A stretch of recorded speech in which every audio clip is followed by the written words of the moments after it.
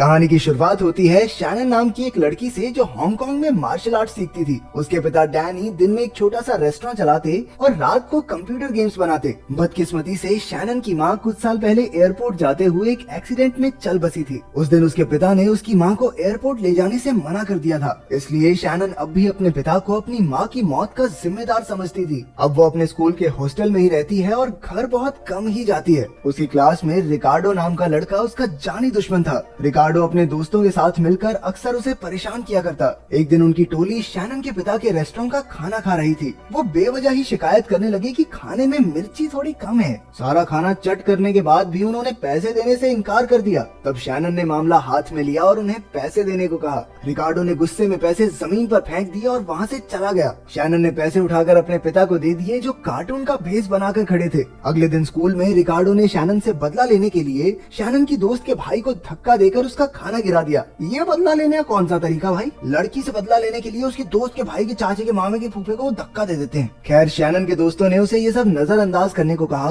लेकिन शैनन उन्हें इतनी आसानी से छोड़ने वाली नहीं थी। वो सीधा जाकर रिकार्डो की टोली के पास बैठ गई और उनकी थाली से उठा उठाकर खाना खाने लगी। रिकार्डो गुस्से में अपने साथियों के साथ वहाँ से चला गया। बाद में शैनन को पता चला कि रिकार्डो ने उसके सारे कपड़े खराब कर दिए हैं। उनकी गैंग मिलकर हर रोज किसी न किसी तरह शैनन को तंग करती थी। वो कभी उसे गिरा देते, कभी उसके खाने में मेंढक डाल देते और कभी कभी बेवजह उस पर हंसने लगते। उस शहर में एक दुकान के बाहर कुंफू के मुकाबले हुआ करते थे। शैनन को खबर मिली कि रिकार्डो आज तक उस टूर्नामेंट में किसी से नहीं हारा। उसने सबके सामने जाकर रिकार्डो को मुकाबले की चुनौती दे दी। उसने शर्त रखी कि अगर वो जीत गई तो रिकार्डो को स्कर्ट पहनकर घूमना होगा। बदले में रिकार्डो ने भी शर्त रखी कि अगर वो जीत गया तो शैनन भी बाल कटवाकर मर्दों की तरह कपड़े पहनकर घूमेगी। इसके बाद मुकाबला शुरू हुआ। ये शुरुआत में ही साफ हो गया कि रिकार्डो शैनन के बदले काफी तगड़ा खिलाड़ी है। अचानक उसने मौका देखकर शैनन के पेट पर वार कर दिया, जिससे वो जोर से गिर पड़ी। इसके बाद वो उठ भी नहीं पाई और अगले ही वार में चित हो गई। रिकार्डो ने उस पर हंसते हुए उसे कैंची थमा दी।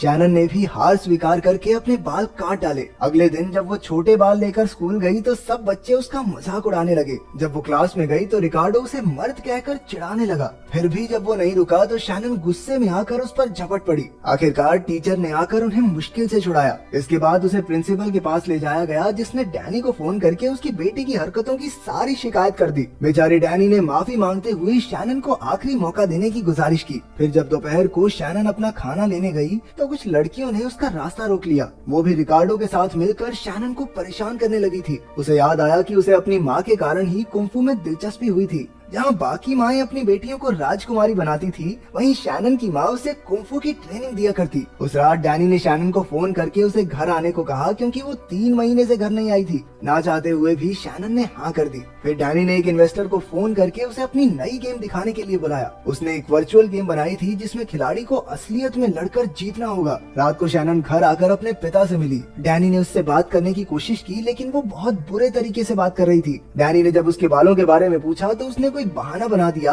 लेकिन स्कूल में परेशान किए जाने की बात नहीं बताई। जब उसके पिता ने कहा कि उसकी माँ के गुजर जाने के बाद से वो काफी बदल गई है, तो शैनन ने उसे ही इसका दोषी ठहराया। उसके शब्दों में इतनी कड़वाहट थी कि डैनी दुखी होकर वहाँ से चला गया। कुछ देर बाद शैनन उसके कमरे में गई, जहाँ उसे टेबल पर एक अजीब सा गले का हार दिखा। वहाँ एक हेडसेट भी था जिसे शैनन ने पहन लिया। उसी वक्त वो 500 साल पुराने चाइना की वर्चुअल दुनिया में पहुँच गई। अचानक कई लोग उस पर हमला करने लगे, लेकिन उसने किसी तरह खुद को बचाया। उसने देखा कि उसके बाल भी लंबे हो गए थे। फिर उसकी नजर रिकार्डो पर पड़ी, जो कुंफू की पोशाक पहने विरोधियों से लड़ रहा था। पता चला कि वो चोरों से लड़ रहा था जो गरीब किसान के घर से खाना चुराने आए थे। पहली बार रिकार्डो को कोई अच्छा काम करते देख शैनन को काफी हैरानी हुई। तभी चोरों का सरदार नॉर्मन रिकार्डो से लड़ने आया, लेकिन रिकार्डो ने अपनी काबिलियत से उसे चुटकियों में धूल चटा दी। बदमाशों के जाने के बाद रिकार्डो ने खाने की बोरियां किसान को लौटा दी। शैनन ने जाकर उससे पूछा कि वो इस गेम में कैसे आया। पता चला कि वो इस गेम में रिकार्डो के उल्टे रूप में मौजूद है। उसने शैनन को चोरों के 2 सरदार नॉर्मन और टाइसन के बारे में बताया। उन्होंने गरीबों का खाना चुराने के लिए पूरी फौज बना रखी थी। रिकार्डो को पूरा यकीन है कि नॉर्मन की हार की खबर सुनकर टाइसन बदला लेने जरूर आएगा। उधर चोरों के अड्डे पर टाइसन बेहद गुस्से में था। उसने रिकार्डो पर नजर रखने के लिए अपने आदमी भेज दिए। फिर शैनन ने पूरा गाँव घूमा और शाओलिन मंदिर देखा। वहाँ उसने डैरिल को भी देखा, जो असलियत में उसे बहुत परेशान करता था, लेकिन यहाँ वो एक अच्छा इंसान था। उनके स्कूल का प्रिंसिपल यहाँ मार्शल आर्ट्स का टीचर था।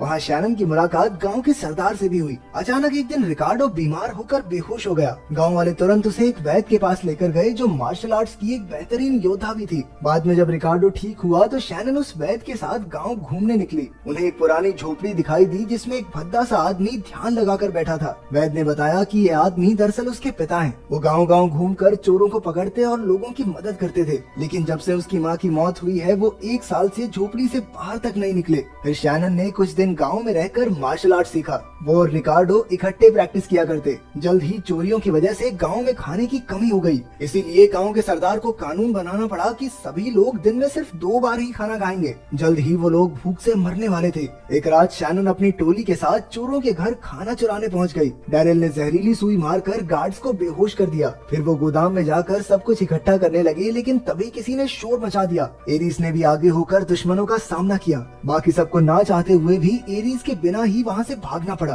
अगले दिन शैनन ने गाँव के सरदार से एरिस को बचाने को कहा, लेकिन उसने ये कहकर इनकार कर दिया कि एरिस चोरी कर रही थी, जो कि कानून के खिलाफ है। हताश होकर शैनन एरिस के पिता बाओ से मदद मांगने गई। शैनन ने उसे बताया कि वो भी अपने पिता को अपनी माँ की मौत का जिम्मेदार समझती रही। अचानक बाओ झोपड़ी से अपनी बेटी को बचाने निकल आया। उसने चोरों के अड्डे पर हमला करके सारे गार्ड्स को चित कर दिया। आखिरकार उसने एरिस को बचा लिया और दोनों फिर से घूमने निकल गए। शैनन उन्हें रोकना चाहती थी, लेकिन बाओ ने उसे विश्वास दिलाया कि वो खुद चोरों का सामना कर सकते हैं। उधर जब टाइसन को खबर मिली कि उसके आदमियों पर हमला हुआ है तो वो अपनी फौज के साथ गाँव में घुसने को तैयार हो गया। उधर शैनन, डैरिल और रिकार्डो जानते थे कि ऐसा जरूर होगा, इसलिए वो मिलकर तरकीब लगाने लगे। शैनन जानती थी कि दुश्मन को हराने का कोई तरीका तो जरूर होगा, क्योंकि आखिरकार ये है तो एक गेम ही ना। फिर उसे अपने पिता के टेबल पर पड़ा वो हार याद आया। ऐसा हार उसने एक चोर को पहने हुए देखा था। कुछ ही घंटों में टाइसन ने अपनी फौज के साथ गाँव पर हमला बोल दिया। गाँव के सरदार और कुंफू योद्धाओं ने भी पूरी ताकत से उनका सामना किया।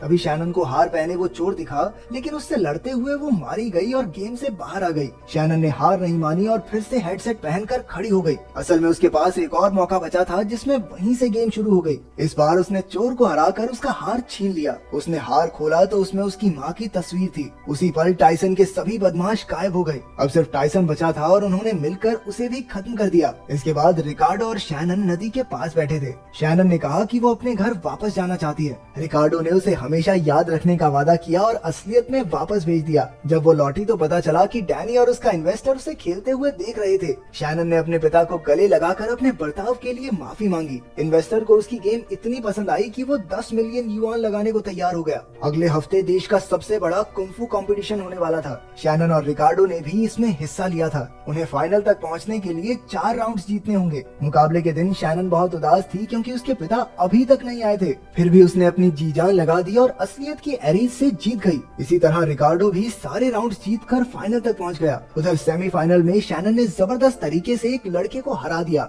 अब सिर्फ शैनन और रिकार्डो का मुकाबला बाकी था। सभी लोग उनका बेसब्री से इंतजार कर रहे थे। मुकाबला शुरू होते ही रिकार्डो ने पहला वार किया, लेकिन शैनन उससे बच गई। ठीक इसी तरह रिकार्डो भी शैनन के सभी हमलों से बचता रहा। पहले राउंड में दोनों में से किसी को भी मारने का मौका नहीं मिला। फिर रेफरी ने सीटी बजाई, लेकिन रिकार्डो ने फिर भी शैनन पर धोखे से हमला कर दिया। रिकार्डो के पॉइंट कम किए गए, लेकिन वो फिर भी नहीं माना। अगले राउंड में भी बराबरी का मुकाबला चल रहा था। अचानक शैनन ने रिकार्डो की पीठ पर हमला करके उसे गिरा दिया। गुस्से में रिकार्डो ने फिर से रूल तोड़कर शैनन के घुटने पर वार किया। शैनन काफी दर्द में थी, लेकिन वो फिर भी अगले राउंड के लिए खड़ी हुई। इस बार रिकार्डो ने फिर से उसके सर पर वार करके रूल तोड़ा, जिससे शैनन बेहोश होने ही वाली थी। लेकिन तभी उसने अपने पिता को देखा जो ऑडियंस में बैठे उसकी हौसला अफजाई कर रहे थे। एक नए जोश के साथ शैनन एक बार फिर से खड़ी हुई। उसे गेम वाले रिकार्डो से सीखी तकनीक याद आई और उसने वही इस्तेमाल की। एक ही बार में रिकार्डो चित हो गया और शैनन ने मुकाबला जीत लिया। हजारों लोगों की तालियों के बीच वो भागकर अपने पिता के गले लग गई। आखिरकार जब वो स्कूल वापस लौटी तो उसने रिकार्डो की ओर दोस्ती का हाथ बढ़ाया। रिकार्डो ने भी मान लिया कि आखिरी मुकाबला जीतने की हकदार शैनन